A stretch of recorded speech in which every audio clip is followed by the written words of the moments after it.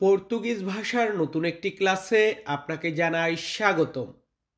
আপনারা সকলে কেমন আছেন? আশা করি সকলেই অনেক অনেক ভালো আছেন। তো আমাদের আজকের ভিডিওতে পর্তুগিজ শব্দার্থ থাকবে।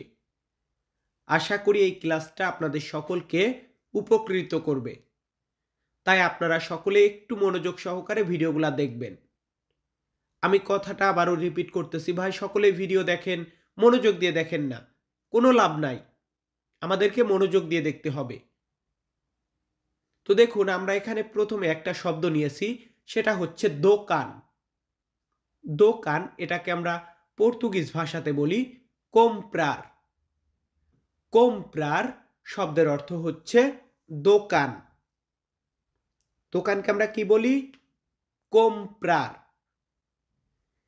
এখন আমরা শিখব মার্কেট। মার্কেট বা বাজার এটাকে আমরা পর্তুগিজ ভাষাতে বলি মেরকাদু।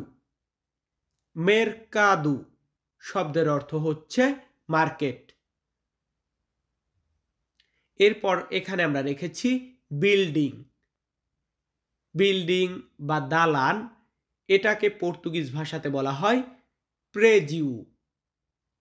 প্রেজিউ শব্দের অর্থ হচ্ছে বিল্ডিং।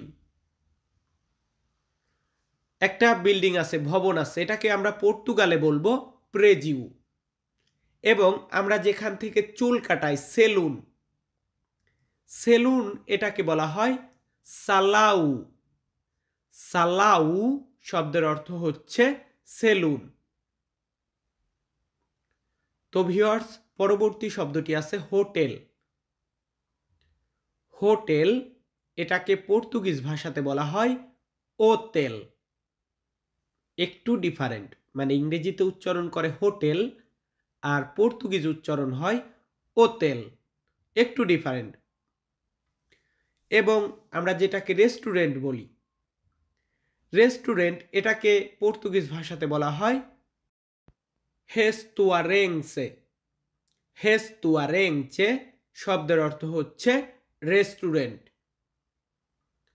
পরবর্তীতে আমরা রেখেছি রুম। রুম বা কক্ষ এটাকে বলা হয় সালা। পর্তুগিজ শব্দ সালা। সালা শব্দের অর্থ রুম। এরপর আমরা কি শিখব? এরপর আমরা শিখব রাস্তা। রাস্তা এটাকে পর্তুগিজ ভাষাতে বলা হয় ইস্ত্রাদা। পর্তুগিজ শব্দার্থ ইস্ত্রাদা মানে হচ্ছে রাস্তা। সালা, ইস্ত্রাদা, রুম, রাস্তা। এরপর আমরা শিখব সংকেত। দেখুন, সংকেত বা সিগন্যাল এটাকে পর্তুগিজ ভাষাতে বলা হয় সিনাল। Portuguese word সিনাল। সিনাল মানে সংকেত। তো আমরা দ্বিতীয় ধাপে এখন দ্বিতীয় ধাপের শব্দগুলা শিখব। এখানে প্রথম শব্দটি আছে ডাইনে। ডাইন বা ডাইন পাশ এটাকে আমরা পর্তুগিজ ভাষাতে বলবো নুলাদু জিরেইতু। নুলাদু জিরেইতু মানে ডাইন দিকে বা ডাইন পাশে, রাইট সাইড যেটা বলি ইংরেজিতে। এবং লেফট বা বাম এটাকে আমরা পর্তুগিজ ভাষাতে বলি ইস্কিরদা। ইস্কিরদা মানে বাম, নু লাদু জিরেইতু মানে ডাইন। এরপরে আমরা রেখেছি পোশাক। পোশাক এটাকে পর্তুগিজ ভাষাতে বলা হয় হৌপাস। হৌপাস শব্দের অর্থ হচ্ছে পোশাক। তো বন্ধুরা, পোশাকের পরে আমরা কি শিখব? পোশাকের পরে এখানে আমরা শিখব শার্ট। শার্ট বা জামা এটাকে পর্তুগিজ ভাষাতে বলা হয় কামিজা। কামিজা শব্দের অর্থ হচ্ছে শার্ট বা জামা। শার্টও যেটা, জামাও সেটা, কামিজাও সেটা। আমরা ভিন্ন ভিন্ন স্থানে ভিন্ন ভিন্ন নামে বলি। এবং আমরা যে প্যান্ট বলি, প্যান্ট এটাকে পর্তুগালে বলা হয় কাউসা। আবার কালসা বলবেন না, এটার মানে আলফাবেটও ডিফারেন্ট, যার কারণে উচ্চারণটা আসে কাউসা। ভিউয়ার্স, পরবর্তীতে আমরা রেখেছি টি শার্ট।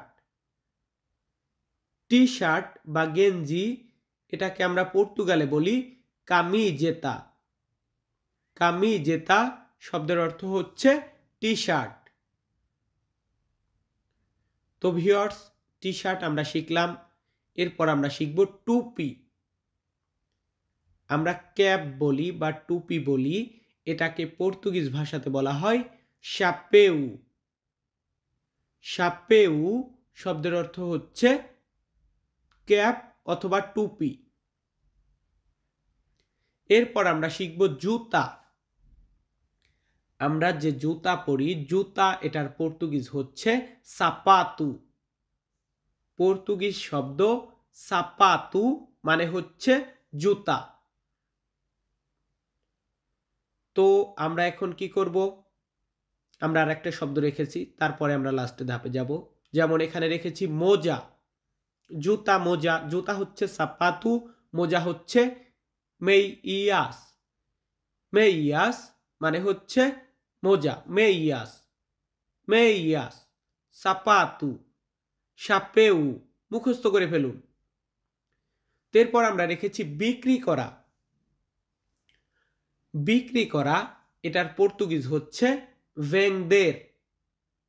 পর্তুগিজ শব্দ ভেন্দের মানে বিক্রি করা বা সেল করা। এরপরে রেখেছি ক্রয় করা। কোন একটা জিনিস ক্রয় করা বা কেনা, এটার পর্তুগিজ হচ্ছে কোম্প্রার। কোম্প্রার শব্দের অর্থ ক্রয় করা। এরপর আমরা কি শিখব? দুটা শিখেছি, ভেন্দের, কোম্প্রার, বিক্রি করা, ক্রয় করা। যে এটাকে ক্রয় করে বা কিনে নেয়, কাস্টমার, খরিদ্দার, এটাকে বলা হয় ক্লিয়েন্টে। ক্লিয়েন্টে শব্দের অর্থ হচ্ছে কাস্টমার। পরবর্তী শব্দটি আছে দাম। দাম এটার পর্তুগিজ হচ্ছে প্রেসু। পর্তুগিজ শব্দার্থ প্রেসু মানে হচ্ছে দাম। তো বন্ধুরা, আমরা দাম শিখে নিলাম। এরপর আমরা শিখব বিক্রেতা মানে সেলসম্যান বা বিক্রেতা। ধরুন আমি আপনাকে বিক্রি করতেছি একটা জিনিস, তো আমাকে তখন বলা হবে ভেন্দেদুর। ভেন্দেদুর মানে বিক্রেতা, ভেন্দের মানে বিক্রি করা। এরপর আমরা শিখব সুন্দর। সুন্দর এটাকে পর্তুগিজ ভাষাতে বলা হয় লিংদু। লিংদু শব্দের অর্থ হচ্ছে সুন্দর। বলুন তো কি মানে লিংদু? কেন আমি বলি যে ভাই বলুন তো বলুন তো? ভাই আপনাদের যাতে বলতে অসুবিধা না হয় বা মুখে শব্দগুলা না আটকায়, এ কারণেই বলি, কেউ রাগ করবেন না। তো যাই হোক, পরে আছে বোলসা। বোলসা মানে হচ্ছে ব্যাগ। ব্যাগ এটার পর্তুগিজ হচ্ছে বোলসা। এরপর এখানে রেখেছি চশমা। চশমা এটাকে পর্তুগিজ ভাষাতে বলা হয় কউপুস। কউপুস শব্দের অর্থ হচ্ছে চশমা। আমরা চোখের চশমা ব্যবহার করি, চশমাকে পর্তুগালে বলা হয় কউপুস। আমাদের লাস্ট শব্দটি আপনাদের সকলের জন্য, সেটা হচ্ছে ধন্যবাদ। ধন্যবাদ এটাকে আমরা পর্তুগালে বলি ওব্রিগাদু। পর্তুগিজ শব্দার্থ ওব্রিগাদু মানে হচ্ছে ধন্যবাদ। আপনাদের সকলকে বলি বেসিকগুলা শিখবেন। হ্যালো, কেমন আছেন, শুভ সকাল, ধন্যবাদ, ভালোবাসা, বন্ধু, কাজ, এইগুলা সবচেয়ে আগে শিখবেন। তারপরে শব্দার্থ শিখবেন। আস্তে আস্তে পর্তুগিজ বলা শিখে যাবেন। সকলে ভালো থাকবেন, সুস্থ থাকবেন। আবারও দেখা হবে নতুন কোনো ভিডিওতে। ধন্যবাদ।